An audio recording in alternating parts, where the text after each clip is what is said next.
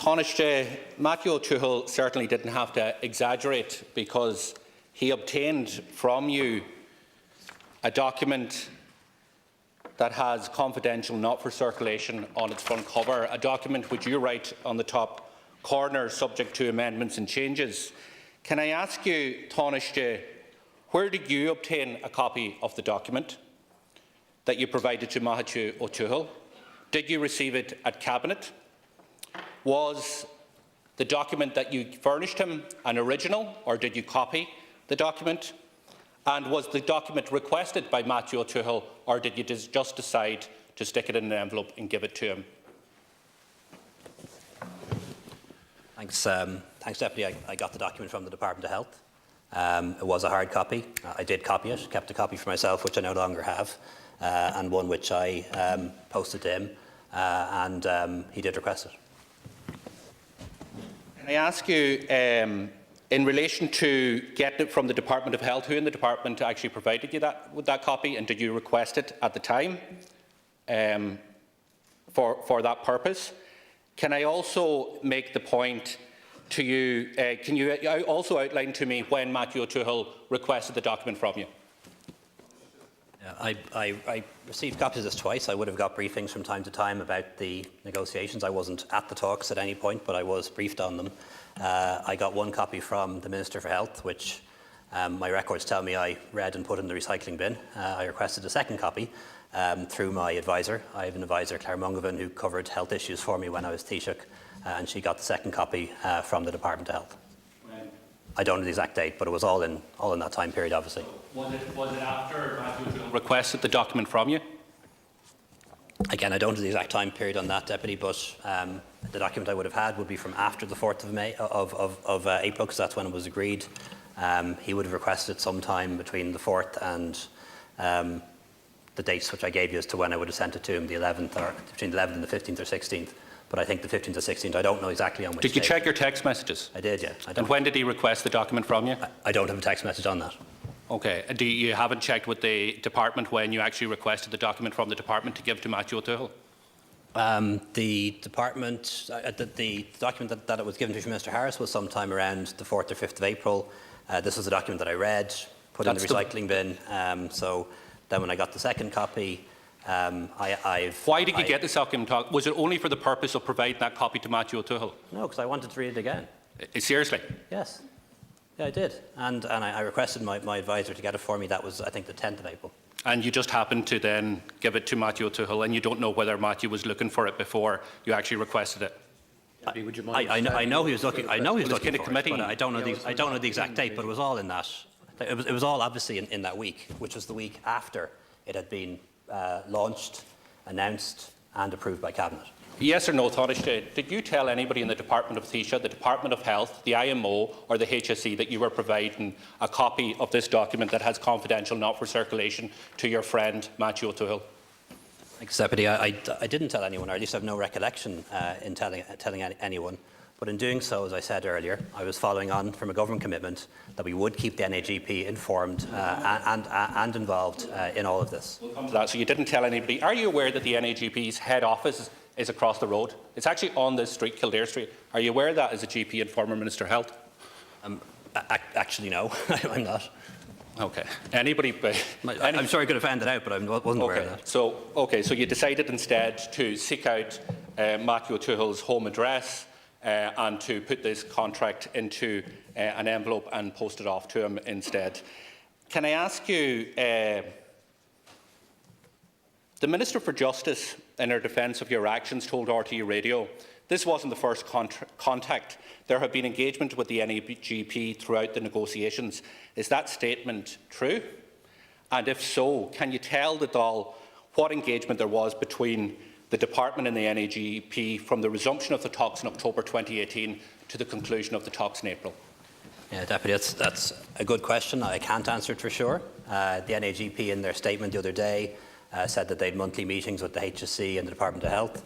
The Department of Health says otherwise, that there were not meetings, I think, in 2018 or 2019. So we'll have to get to the bottom of that, obviously, but none of these would have been involving me. But again, the commitment was there.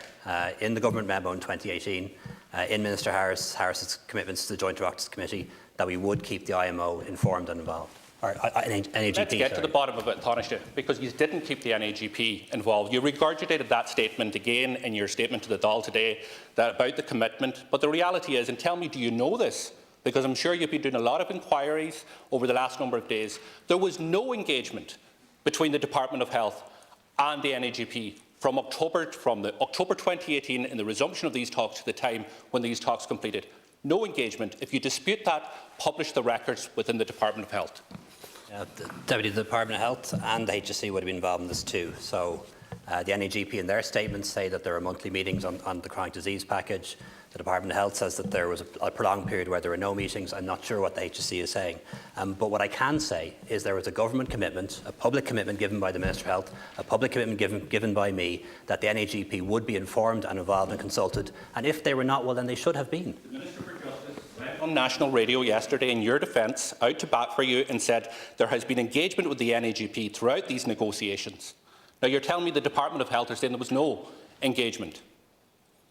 That's the problem. We've asked for these documents, which are all FOIable, to be released, so there wouldn't be any confusion in this matter. There was no engagement with the NAGP and the Department of Health, yet you are relying on that defence in some way to suggest that this was an ongoing process and it wasn't about doing a trick or a favour or pulling strings or a dig out for a friend. Isn't that not the case? Are you aware that there was no engagement with the Department of Health and the NAGP throughout this process, and do you accept that the statement by the Minister for Justice, Helen McAtee, is inaccurate in that regard? Thanks, Deputy. In fairness, the Minister for Justice is the Minister for Justice, and she would have had no involvement in this, and it wouldn't be fair to expect her to know everything about it or be aware of all the details. So I don't think that's a fair proposition that you're putting forward. My defence is not about how many meetings were held between NAGP and the HSE and the Department of Health. My defence is there was a government decision to formally consult and involve the NAGP, to keep them informed, to keep them up to date. We committed to doing that here in the House. The Minister committed to doing it. The government decided to do it. And if they had not been informed all along, they should have been. I'm not even going to go there because it's ridiculous what you're suggesting, that you just decided to take it upon yourself with no engagement all through the process to actually give a confidential document to a friend, and this was supposedly fulfilling a government commitment. Can I ask you, you wrote in this document in your own handwriting, I presume, subject to amendments and changes. Do you accept that this document that you gave to your friend, the rival group to the IMO, which the Department of Health and the HSE were in engagement with for a long period of time, was subject, could have been amended and could have been changed at the time you decided to post it to your friend? Any agreement, even when it's done, even when it's passed by Cabinet, can be amended. We all know that. Agreements can be made and you can come back and amend them subsequently, and they can be subject to change. But what I'm saying, and this is a fact, and I've put the records on the for the information of the House tonight, engagement was concluded, says that in the government memo, on the 3rd of April. The details were publicly announced on the 4th of April. It was launched by the HSE on the 6th of April, publicly announced and endorsed by me and Mr Harris on the same day. This was a week or two after all of that. And yes, any document can be subject to change or amendment. That is a simple fact.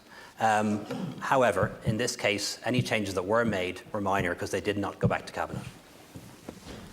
Taoiseach, this document was changed, and I presume it was changed through discussion and ongoing discussion after this date between the IMO and the department. If you want to suggest that it wasn't changed, I don't think that's your defence anymore, but if you do want to suggest that, because that's what one of your ministers were suggesting yesterday, again out to bat for you on national radio, Peter Burke told RTE no other amendments were made to the agreement subject to you providing the confidential copy to your friend Matthew O'Toole. That's simply not true, and I think you've confirmed that now. Why would you give a document where it wasn't completely tied down to a friend, which was a rival organisation to the IMO, which the IMO were engaged in good faith in negotiation with the Department of Health and the HSE, a rival organisation which was dependent on GPs' membership retention and signing up them, dependent on the subscriptions, the financial subscriptions that they paid to them? Why would you do that, knowing that that document has on its front cover confidential, not for circulation, and in your handwriting acknowledging that that document wasn't finalised, that it was subject in your handwriting to amendment or changes? What is your motivation? First of all, I gave it on a confidential basis to Matthew O'Toole as President of the NAGP. He shared it with some people, as I understand, in the NAGP, but certainly did not publish it, widely circulated or anything like that. It was a document that I had that I gave to somebody in confidence. I explained why I did it earlier, that I wanted to see if we could get the NAGP on side, tried to make sure that they didn't oppose this agreement like they had in 2015. It was an attempt to get them on board.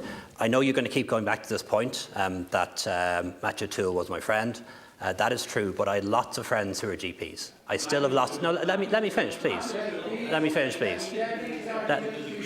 Deputy Doherty, can you let the Taoiseach finish? You've asked the question. I trained as a GP. I have lots of friends who are GPs. I still do. I didn't give the document to my friends who are GPs. I only gave it to one person because he was president of the NAGP, not because he was my friend. Have you ever given Matthew O'Toole any other confidential information? Have you leaked any other confidential reports, Taoiseach? No. Can I ask you, when this accusation was made to you by the Village magazine on Tuesday last, did you contact any other Cabinet colleagues to discuss this with them? We know that you didn't inform the Taoiseach until it was publicised on Saturday. I didn't. I didn't contact any other cabinet ministers about it, and the query didn't come to me about it at all, actually. But an email was sent to our office asking if I'd ever given a document to, I think, another doctor or an associate, but we didn't reply to the query. Are you aware of any other members of your cabinet at that time being asked by any senior member of the NAGP for this contract? Not that I'm aware of. Are you aware that Simon Harris, your Minister for Health, was approached by Matthew O'Toole on the 9th of April requesting this document? Again, Deputy, you're asking me about contacts between Minister Harris and... I'm just asking your awareness. I can't. Your awareness. I wouldn't be surprised. It would be entirely normal for the President of the NAGP to ask the Minister. Are you aware that on the morning of the 10th of April that Simon Harris responded to that, saying he will make inquiries on that and asking him to let's grab coffee soon? You aware of that? I am aware because I saw this tweet that was published somewhere in the last hour, but that's the only reason why I'm aware of it. But so Simon Harris said he'll make inquiries on the 10th, the morning of the 10th at 8 o'clock. At 2 o'clock, you send a message to Matthew O'Toole looking for his home address. But Deputy, I can answer questions about my actions. Yeah, but can you confirm that you sent at 2 o'clock that you sent on the same day asking Matthew O'Toole for his home address? I don't have that in front of me at the moment, Deputy, okay. But I did ask him for his home address and I did send the document in the post. It is suggested from your friend Matthew O'Toole that he met with Simon Harris for lunch in Wicklow on the afternoon or the morning of the 12th of April. Is that something that you may be aware of or not? Maybe you'll have a chance. I'm just saying it's a suggestion. Yeah, Deputy, what you're doing is you're reading out tweets or WhatsApp messages that were put on the internet in the last hour or so that aren't from me. They're between other people. I can't account for that. Actually, the one from you. I can account for the ones from me. Yeah. Okay. Well, let's go then. So then, there's another one here which he was asking for the document. This is Matthew O'Toole. Any luck in getting that contract? That's the Monday. You say it should be in the post, and you're acknowledging that you probably put it in the post on the Monday or the Tuesday, the 15th or the 16th. Can I ask you, because you know we're head of government at that time, you are Taoiseach. There is a lot of information to be put out there. We heard from the Minister for Health yesterday. He went on national radio, but he didn't tell one single person that he was also requested for this document. He didn't tell one single person that he also said that he will, thanks Matt, let's make inquiries on that, let's grab a coffee soon. Now, do you think that that's relevant or not, the fact that your friend was asking Simon Harris, the Minister for Health, for the same document that you decided to give him without the knowledge of Minister Harris? Thanks, Deputy. Once again, I'm very happy to answer any questions you may have about my actions. I can't answer questions about the actions of Minister Harris or the actions of Dr. O'Toole. I can only answer for myself.